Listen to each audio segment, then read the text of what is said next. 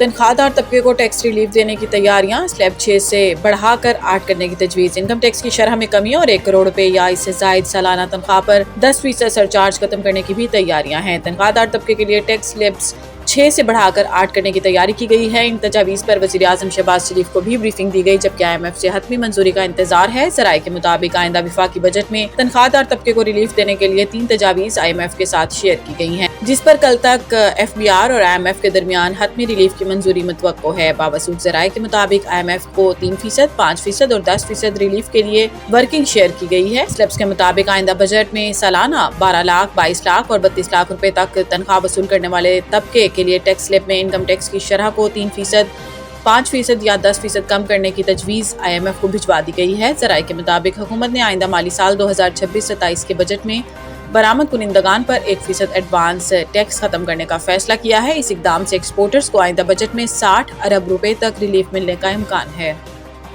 Iran का अमरीकी अड्डों को निशाना बनाने का दावा, सेंटकॉम का जवाबी कार्रवाई खत्म करने का ऐलान। पाकिस्तान इनकलाब का कहना है कि बहरीन, कुवैत, उर्दन समेत खिते में बाज अमरीकी अड्डों को निशाना बनाया। कार्रवाई जनूबी ईरान में अमरीकी जारहियत के जवाब में की गई। ईरानी पाकिस्तान इनकलाब के मुताबिक अमरीकी हमलों के जवाब में बहरीन में मौजूद अमरीकी 5th फ्लैट पर ड्रोन हमला किया गया। उर्दन में अमरीकी अल-अज़रक फौजी अड्डे पर मिसाइल से अटैक किया। अड्डे पर 4 अहदाफ को निशाना बनाया गया। F-35 हैंगर्स और कमांड एंड कंट्रोल सेंटर शामिल हैं।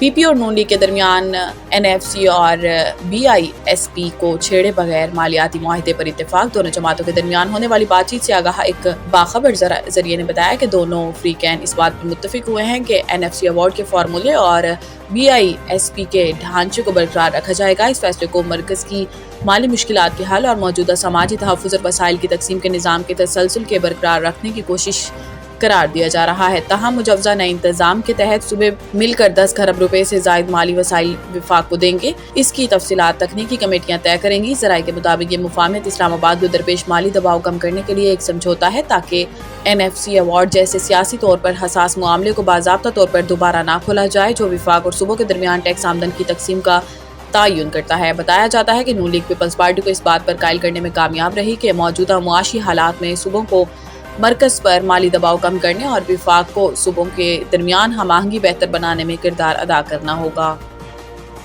रियासत कश्मीरी अवाम को अपनी राय का आज़ादाना इस्तेमाल करने का मौका देगी। एक बयान में ख्वाजा आसिफ ने कहा कि पुलिस और सिक्योरिटी अमले को शहीद किया गया, लाशों की बेहुरमती की गई, जिससे ज़ाहिर होता है कि ये अनासिर अवाम की राय यानी इंतखाबात का रास्ता इख्तियार करना नहीं चाहते। इन्होंने कहा कि अवामी राय के बजाय कत्ल गारत के जरिए अपनी राय और सोच मुसलत करने वालों के मकासद कुछ और है। ख्वाजा आसिफ का कहना था कि रियासत मुखालिफ एजेंडे और तशद्दुद पर पूरी कुव्वत के साथ कानून को नाफिज किया जाएगा। रियासत कश्मीरी अवाम को अपनी राय का आज़ादाना इस्तेमाल करने का मौका देगी।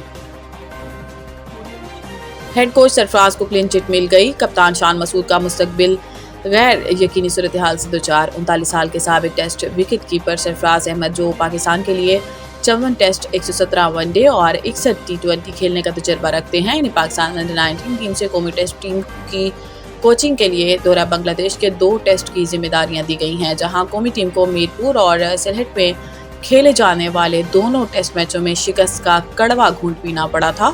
शिकस्त के बाद क्या सराहियां थी कि सरफराज अहमद की बतौर टेस्ट टीम कोच छुट्टी होने जा रही है और इसकी जगह साबिक टेस्ट कप्तान यूनुस खान जिम्मेदारियां संभालने जा रहे हैं।